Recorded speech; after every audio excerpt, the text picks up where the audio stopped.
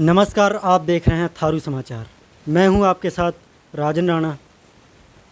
दोस्तों, हम लगातार आपके सामने ऐसे मसलों को उठाते रहते हैं और ऐसे लोगों को इंटरव्यूज लेते रहते हैं जो मीडिया की मुख्य धारा तक नहीं पहुंच पाते हैं। इसलिए मैं आपसे कहना चाहूँगा मित्रों, चैनल को सब्सक्राइब करें और बहुत ज़्यादा शेयर करें ताकि हमारी आवाज़, जो भी हम काम आपके लिए करते हैं, जो भी हम पब्लिक के मुद्दों को, जन समस्याओं को उठाते हैं, वो अधिक से अधिक लोगों तक पहुँचें और बड़े पटल पर हमारी आवाज़, हमारी बात पहुँच सके। यही मैं अपील करना चाहूँगा आपसे। तो आइए आज के अब विषय पर आते हैं। हमारे साथ हैं राजवीर सिंह राणा जी। इस समय राणा युवा मंच के अध्यक्ष हैं। स्वागत है सर आपका। राम राम, नमस्कार जी सर, राणा युवा मंच जिसके आप अध्यक्ष हैं वर्तमान में, ये किस तरीके से थारू समाज के कल्याण के लिए काम करता है? सर्वप्रथम तो मैं धन्यवाद देना चाहूँगा आपके इस थारू समाचार चैनल का, जो कि हमारे समाज की जो बातें हैं उसको प्रशासन तक पहुंचाने का काम कर रहा है, हमारे समाज तक पहुंचाने का काम कर रहा है। क्योंकि हमारा यह राणा थारू युवा मंच, जैसा कि नाम में सम्मिलित है, राणा थारू युवा मंच, तो हम लोगों का जो प्रमुख और प्रथम उद्देश्य है हमारे अपने समाज के युवाओं का सर्वांगीण विकास, जिसमें हम कह सकते हैं सामाजिक, राजनीतिक, आर्थिक स्थिति को लेकर। अब हमारे समाज के युवाओं के लिए जो हमारा मैप तैयार है वो है कि हमारे इस समाज में आर्थिक समानता हम कैसे लाएं या सामाजिक समानता कैसे लाएं। और सामाजिक समानता तभी संभव हो पाती है किसी भी समाज में, चाहे वो हमारा वर्ग हो या कोई दूसरा वर्ग हो, जब वहाँ पे आर्थिक स्थिति उस समाज की अच्छी हो।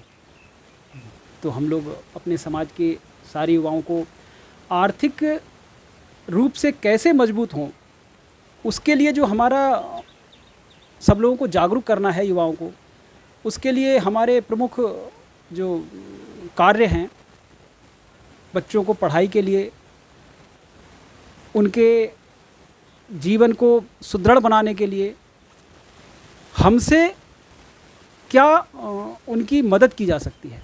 सर्वप्रथम हम उनका मनोबल ऊंचा करते हैं। मनोबल ऊंचा करने के लिए जैसे मेधावी छात्र छात्रा सम्मान समारोह का आयोजन करते हैं। बाकी हम लोगों का एक बहुत बड़ा सपना है, एक मेगा डिजिटल लाइब्रेरी का। उसके लिए जगह चिन्हित कर ली गई है। जल्द ही हम उसमें जो है युवाओं के लिए निःशुल्क ये लाइब्रेरी का वो करेंगे, डिजिटल लाइब्रेरी का समाज को देंगे, समाज के बच्चों को देंगे। निःशुल्क पुस्तकें बांटी जाएंगी, जिसमें पुस्तकों से इतना ज़्यादा मतलब नहीं है। पुस्तकें तो बच्चे आएंगे वहाँ पे पढ़ेंगे, वो करेंगे, लेकिन सभी बच्चों के सामने टीवी रखी रहेगी। उसमें कम से कम 4 या 5 बच्चे अपनी पसंद का सब्जेक्ट निकाल के पढ़ते रहेंगे। इस तरह से कम 20 से 25 टीवी का एक हॉल हमने जगह चिन्हित की है। अब थोड़ा सा हम लोगों के पास कुछ बजट की भी कमी है, उसको देखते हुए हमारे समाज के जितने भी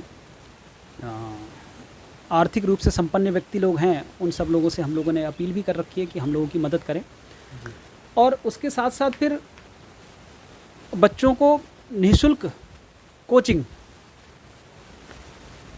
अब आज के समय में ये तो सही है कि जो भी जितना बड़ा प्रशासनिक अधिकारी बन जाता है तो अपने समाज को भी कुछ देता है वो, या अपने वंश का नाम ऊंचा करता है।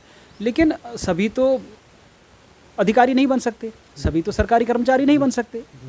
तो उनकी आर्थिक स्थिति मजबूत करने के लिए उनको ऐसी विचारधारा से प्रेरित करेंगे कि आप किस क्षेत्र में कितना आगे बढ़ सकते हो और आपके अंदर क्या योग्यता है, आपके अंदर का जो कौशल है, चाहे वो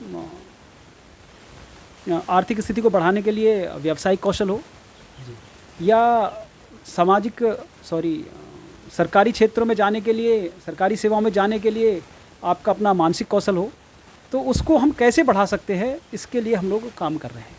जी, जैसा कि अभी आपने सरकारी क्षेत्र पर जाने की बात कही कि युवा, तो क्या कारण है कि हमारे समाज के एक बहुत बड़ा युवा वर्ग हमारे समाज का सरकारी नौकरियों की तरफ जाने की बहुत प्रबल इच्छा रखता है? ऐसा क्यों नहीं कि वो घर में ही अन्य वर्गों की तरह व्यापार कर सके, या और भी कई ऐसे काम हैं जिससे आर्थिक स्थिति सही हो सकती है, इनकम वो अच्छी खासी हासिल कर सकती हैं। लेकिन बहुत समय से मैंने देखा है, आपने भी देखा होगा सर, कि हमारे समाज के युवा, और ऐसा नहीं कि कम युवा, बहुत बड़ा वर्ग सरकारी नौकरियों की तरफ जाने की बहुत बड़ी प्रबल इच्छा रखता है। ऐसा क्यों? ये बहुत अच्छा सवाल पूछा आपने। इसलिए क्योंकि हमारा देश जब आज़ाद हुआ, उससे पहले अंग्रेज़ों का गुलाम रहा, और अंग्रेज़ों ने पूरे भारतवर्ष में सिर्फ एक बात दर्शाई कि जो सामने टाई पहन के, सूट बूट पहन के कुर्सी पे बैठे वही महान, या वही सर्वश्रेष्ठ। इस विचारधारा से हमारे पूर्वज लोग ही नहीं, आने वाला समय बीतता गया, आता गया, आता गया, सब लोग प्रभावित रहे, और ऐसी ही स्थिति अभी भी है वर्तमान में। अगर हम ये 6th पे कमीशन और 7th पे कमीशन की बात को छोड़ दें, तो उससे पहले तक सरकार इनको इतनी तनख्वाह देती थी कि सबको लगता था यार चलो हम लोग इस क्षेत्र में अपना इतना पैसा कमा सकते हैं, लेकिन हमारा जो बच्चों का जीवन सिक्योर है वो हमारी नौकरी के GPF या उसके आधार पे थोड़ा सा हो जाएगा। मुझे ऐसा लगता है कि जो अभियान सरकारों के द्वारा शिक्षण कौशल या उनकी स्किल डेवलपमेंट से संबंधित अभी चलाए गए हैं, वो शायद कुछ और समय चला दिए जाते तो बहुत अच्छा था। लेकिन वर्तमान में केंद्र सरकार का आत्मनिर्भर अभियान चल ही रहा है। हाँ, नहीं, उसकी तो मैं सराहना करता हूँ कि वो जो चला रहे हैं वो अभियान। बाकी हमारे इस क्षेत्र तो उससे मैंने जैसे आपको भी बताया कि इससे पहले हमारे ही समाज के नहीं, जितने भी समाज के, हमारे पूरे समाज के जितने युवा वर्ग है वो सरकारी नौकरी की तरफ इसीलिए आकर्षित रहते हैं कि उसमें, देखिए मैंने शुरू में बताया था कि आर्थिक समानता वो सिर्फ कैसे आएगी जब सबके पास पैसा होगा। सब लोगों की अपनी इच्छाएं होती हैं, अपनी आवश्यकताएं होती हैं, अपनी मजबूरियां होती हैं, वो सब दूर करने के लिए उनके पास में पैसों का होना बहुत आवश्यक है। एक मानव जो सहयोग है वो तो ठीक है, आपको मिल ही जा रहा है, लेकिन जो आर्थिक रूप से धन सहयोग है वह बहुत कम मिल पाता है किसी को भी है। जी जी सर, देखिए हमारी अधिक से अधिक आबादी तराई क्षेत्र में रहती है, तो ये भौगोलिक दृष्टि से एक अच्छा क्षेत्र माना जाता है। यहाँ पर किसी बात की कमी नहीं है, तो ऐसे क्या कारण रहे कि हमारे लोग आर्थिक रूप से अन्य वर्गों की अपेक्षा, जैसे अभी आप कह ही रहे हैं कि आर्थिक समानता कहीं ना कहीं नहीं है हमारे समाज में, थारू समाज में, तो क्या कारण रहे कि आर्थिक रूप से हम पिछड़े रह गए, जबकि हम भौगोलिक दृष्टि से अन्य जगहों की अपेक्षा बढ़िया जगह में रहते हैं?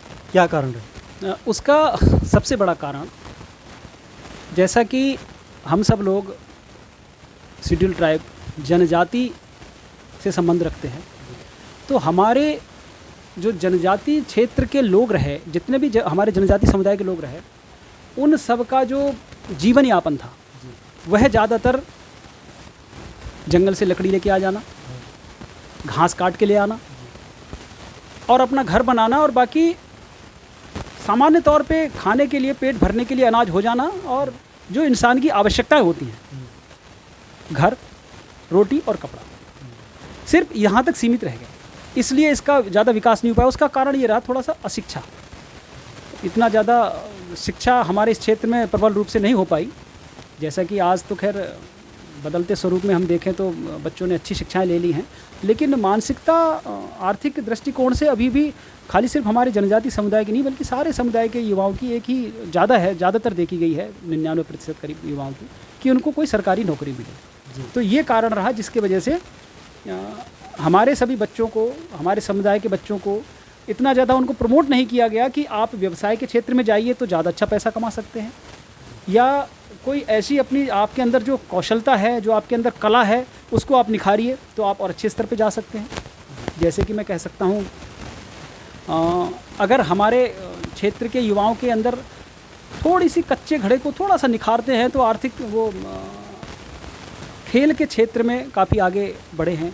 मैं स्वयं अपने बारे में थोड़ा सा बता दूं, मैं मार्शल आर्ट का इस क्षेत्र में मेरा बहुत अच्छा रिजल्ट रहा है। मैं 4 साल नेपाल में रहा, वहाँ से सीखा और आने के बाद में मैंने यहाँ पे अपनी ये कला को निखारने के लिए लड़कों के अंदर काफ़ी कुछ कोशिश किया। बच्चों को, युवा जिसमें युवक थे, युवतियाँ थी, किंतु बाद में मैं थोड़ा सा सरकारी सेवा में चला गया, इस वजह से वो रुक गई। लेकिन खैर है, अभी भी है, समय है, अभी बच्चों के अंदर लाते हैं निखार। जी देखिए, अगर मैं गलत नहीं हूँ तो लगभग तराई क्षेत्र में 60 से 70 हज़ार करीब हमारी थारू आबादी होगी। तो सर, आप तो काफ़ी अनुभवी व्यक्ति हैं, तो राजनीतिक क्षेत्र में हम लोग पिछड़े क्यों हैं? और जब राजनीति की बात आती है तो हम महिलाओं की बात भी ज़रूर करेंगे। महिलाओं का कितना योगदान है? क्यों इतने लंबे समय से, आज़ादी के बाद से ही राजनीति में हम इतने पिछड़े हुए हैं कि एक बड़े स्तर का नेता हमारे समाज से अभी तक नहीं हुआ?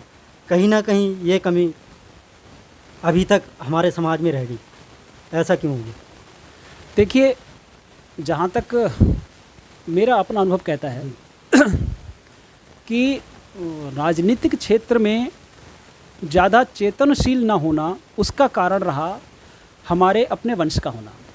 क्योंकि हमारे अपने पूर्वज लोग बताते हैं कि हम सब लोग सूर्यवंशी हैं। सूर्यवंशी होने के नाते जो हम लोगों की आदतें रहीं, रुचि रही, यहाँ तक कि कहेंगे कि व्यवहार रहा, वो हमेशा सच्चाई की ओर पे रहा। वो हर एक व्यक्ति पर उसने उसको सच ही माना, उस व्यक्ति पे विश्वास किया और जिसका फ़ायदा अन्य समुदाय ने उठाया। मैं तो धन्यवाद देना चाहूँगा यहाँ की जो भी सरकार रही, उन्होंने हमारे इस क्षेत्र को कम से कम आरक्षण में ला करके थोड़ी सी सुविधा ये मिल पाई कि ताकि राजनीतिक क्षेत्र में आरक्षण के भरोसे थोड़ा आगे बढ़ रहे हैं। सबसे पहले हमारे माननीय विधायक गोपाल सिंह राणा जी रहे, अभी डॉक्टर प्रेम सिंह राणा जी हैं।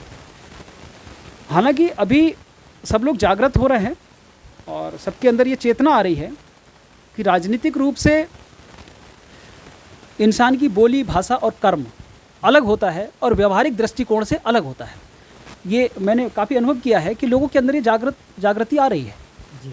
तो आने वाला समय मुझे ऐसा नहीं लगता है कि लोग सिर्फ बंधे हुए रह जाएंगे या छोटी सीमा तक रह जाएंगे, बहुत आगे तक जाएंगे अपनी विचारधारा के साथ में। आने वाले समय में ज़रूर आगे बढ़ेंगे, ऐसा कह रहे हो? जी हाँ, मुझे ऐसा पूरा विश्वास है। जी, जैसा कि आपने आरक्षण की बात ही कर दी तो मैं एक और क्वेश्चन करना चाहूँगा आरक्षण से ही संबंधित। आरक्षण हमें शिक्षा में भी मिलता है और कहीं सरकारी सेवा में अगर कोई जाना चाहे तो उन पे भी आरक्षण मिलता है। तो आरक्षण का लाभ उठाते हुए भी क्या लोग, हमारे समाज के लोग आरक्षण का लाभ उठाते हुए प्रगति कर रहे हैं? देखिए, मैं आपके इस सवाल का जवाब छोटे से वाक्य में दूंगा। हमारे थरुआट को 4% आरक्षण है उत्तराखंड के अंदर और अनुसूचित जाति को 19% और अन्य पिछड़ा वर्ग को 14%, कुल मिला के 37% है। बाकी जो 63% है वो तो सामान्य वालों के लिए है। जो 63% आरक्षण ही कहेंगे हम उसको, क्योंकि ये सही है कि अभी बहुत सारे कुछ समय पहले तक हमारे अपने समुदाय के बच्चे जिनकी मेरिट बहुत हाई होती थी वो जनरल को कवर करते थे।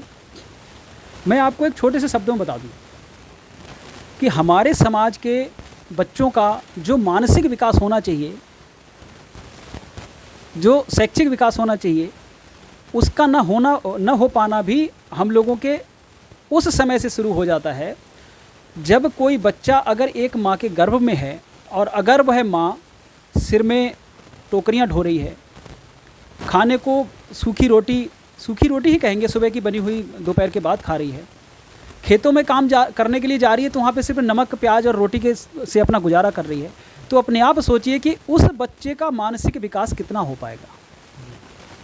तो इसलिए इस आरक्षण के भरोसे तो हमारे बच्चों को जो कुछ मिल रहा है तो मिल ही रहा है, लेकिन उसके बावजूद भी आज हमारे क्षेत्र में बहुत सारे ऐसे युवक युवतियाँ हुए हैं जो कि जिन्होंने लोक सेवा आयोग से भी में महारत हासिल करनी शुरू कर दी है। लोक सेवा आयोग में अपनी लोक सेवा आयोग के थ्रू परीक्षा पास की और सेवाएं दे रहे हैं। जी हाँ।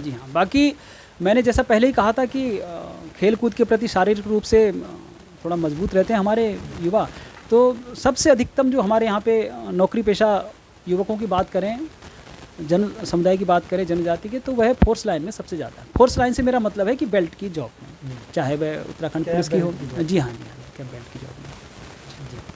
जी, आपने थारू भाषा के बारे में थोड़ी बहुत रिसर्च की थी, तो शायद अभी मुझे पता नहीं है कि आपका क्या निष्कर्ष निकला है, लेकिन जो भी अभी आपने खोजबीन की है उसके बारे में कुछ बताइएगा।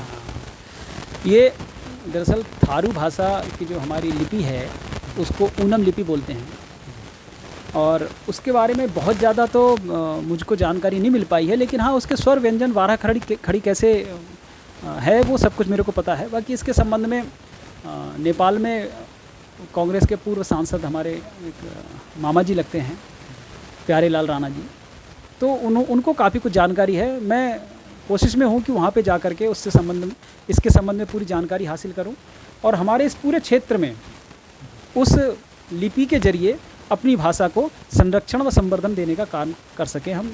ये भी हमारे एक, चूँकि युवा मंच जो है हमारा वह अपनी संस्कृति को लेके, धर्म को लेकर के इसमें भी बहुत सारा काम कर रहा है, क्योंकि संस्कृति, अगर हमारा अपना भी मानना है कि जिस व्यक्ति की अपनी संस्कृति नहीं रही तो उसकी पहचान ख़त्म है। जी बिल्कुल बिल्कुल। सर, हम अगर थारू जनजाति के बारे में बात कर ही रहे हैं तो ज़मीन का एक मुद्दा हमेशा छाया रहता है जनजाति से संबंधित, विशेष रूप से हमारे तराई क्षेत्र में। तो मैं ये सवाल आपसे ना पूछूं तो कहीं ना कहीं ये बिल्कुल बेईमानी होगा थारू जनजाति के साथ।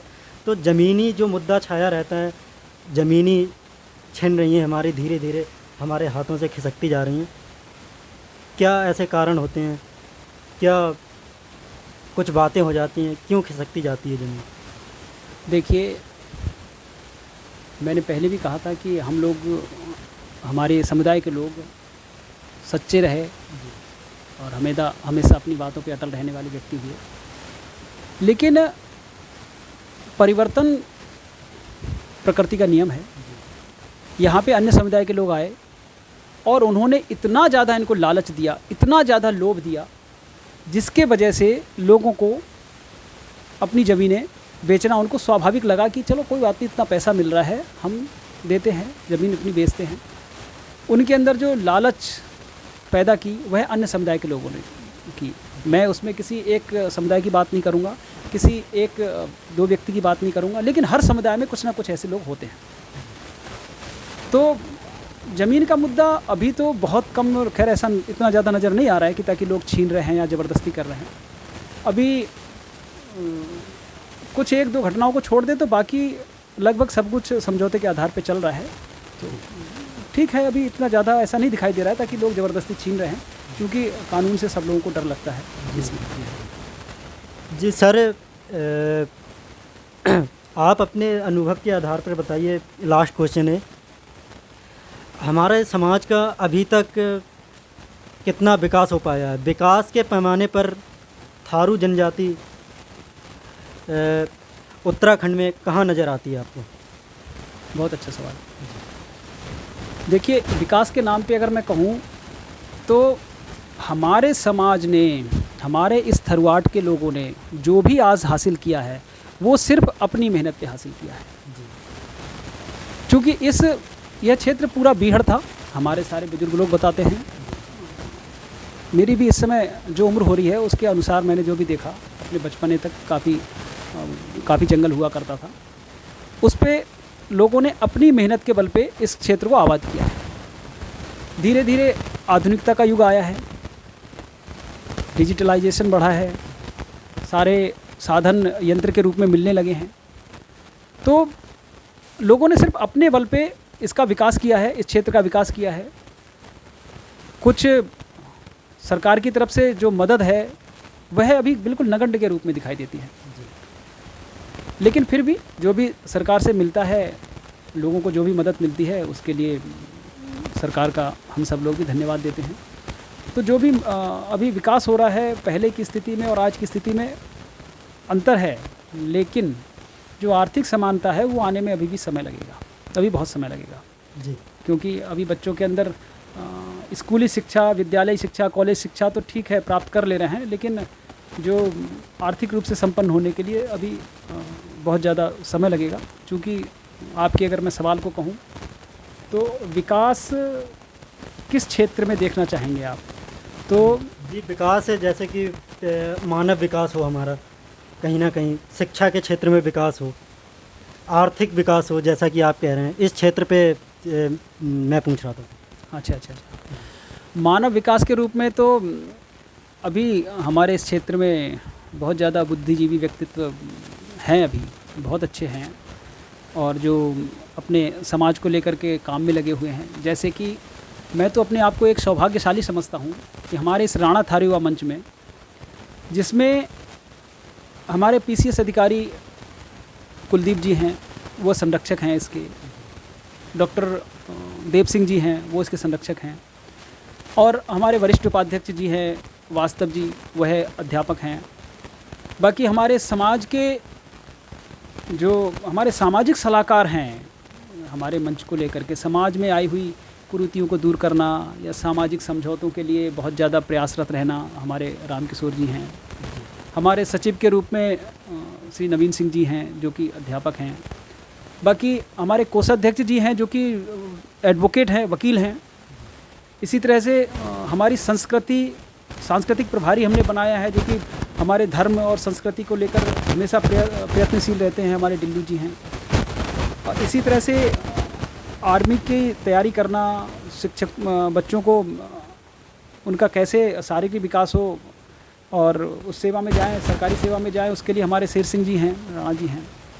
हमारे बाकी इस क्षेत्र के जो बुद्धिजीवी वर्ग हैं, जिनकी सोच सिर्फ और सिर्फ अपने समाज, हमारे अपने समाज के युवाओं को लेकर के दूसरे समाज के युवाओं के साथ सामंजस्य बैठाते हुए तुलनात्मक दृष्टि से उनका कैसे हम उनकी बराबरी ला सकते हैं, तो उस क्षेत्र में हम लोग प्रयत्नशील हैं और कोशिश में लगे हैं। उसके साथ साथ हमारे अन्य साथीगण हैं जो कि कहूँगा मैं मानव विकास के रूप में तो खैर आगे बढ़ रहा है हमारे समाज। और बाकी आपने कहा शिक्षा की दृष्टि, तो शिक्षा के क्षेत्र में मैंने आपको बताया ही, पहले हाई स्कूल पास होने के लिए भी बड़ा मुश्किल हुआ करता था। अभी लगभग पहले की स्थिति से काफ़ी परिवर्तन आ चुका है। पोस्ट ग्रेजुएशन लगभग हर गांव में अधिकतम संख्या में बच्चे अभी मिल जाएंगे। और बाकी एक और मैं आपके इस सवाल के साथ साथ स्वयं अपनी तरफ से जोड़ता हूँ, जैसे हमारा सांस्कृतिक विकास है, हमारी संस्कृति का बहुत ज़्यादा पतन हुआ है जी। और मुझे ऐसा लगता है कि शायद ये पतन पाश्चात्य सभ्यता को लेकर के पूरे भारतवर्ष में हो रहा है, उससे कहीं ना कहीं हमारे युवक युवतियाँ जो है प्रभावित हुए हैं। और उसको बचाने के लिए भी हम लोग में कोशिश में लगे हुए हैं कि हमारी अपनी संस्कृति को जीवंत बनाए रखें हम, क्योंकि किसी भी जनजाति की संस्कृति को संरक्षित करके रखना ये सरकार की उत्तरदायित्व होता है उसका, लेकिन उसको जीवंत बनाए रखना तो हमारे अपने समुदाय का काम होगा ना, हमारा कर्तव्य है। सर, जैसा कि आपने कहा कि अगर संस्कृति खो दें तो हमारी पहचान ही ख़त्म हो जाएगी, तो उस हमारी संस्कृति को बचाने के लिए आप अपने संगठन के माध्यम से क्या क्या कर रहे हैं? हाँ, धन्यवाद। ये भी बहुत महत्वपूर्ण सवाल है आपका। हमारी अपनी संस्कृति के लिए कुछ लेख हैं जो कि हमारी संस्कृति को लेकर के हमारे मंच के जो युवा साथी हैं वह सभी अभी लेख पूर्ण करने में लगे हैं। जैसे कि हमारे एक सम्मानित सदस्य हैं डॉक्टर नरेश जी, उन्होंने अपनी एक शोध पत्रिका में अभी हमारे थरुआट में हमको थारू कहलाने का कारण या हम लोगों को राजपूत घराने से संबंधित होने का कारण उन्होंने बड़ी ही पुरातात्विक शोध के आधार पर तर्कपूर्ण तरीके से अपनी किताब में लिखा है। उन्होंने थारू समाज एवं संस्कृति के नाम से है उनकी पुस्तक। उसी तरह से मैंने अभी अपना एक शोध लिखा था, ग्लिम्पसेस जो अंतर्राष्ट्रीय स्तर की शोध पत्रिका है, उसमें मैं धन्यवाद देना चाहूँगा ग्लिम्सेस पुस्तिका को कि उन्होंने मेरे शोध को छापा है।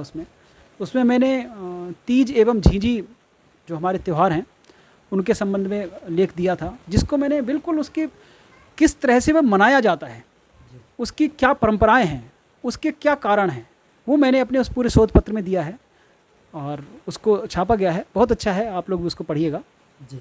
अब जैसे बैसाख से हम लोगों के महीना शुरू होते हैं, हिंदू महीना। बैसाख में चराई होती है, जेठ में दशहरा होता है, आषाढ़ में हमारे घरेलू त्यौहार हो गए, आषाढ़ी वगैरह पूजन।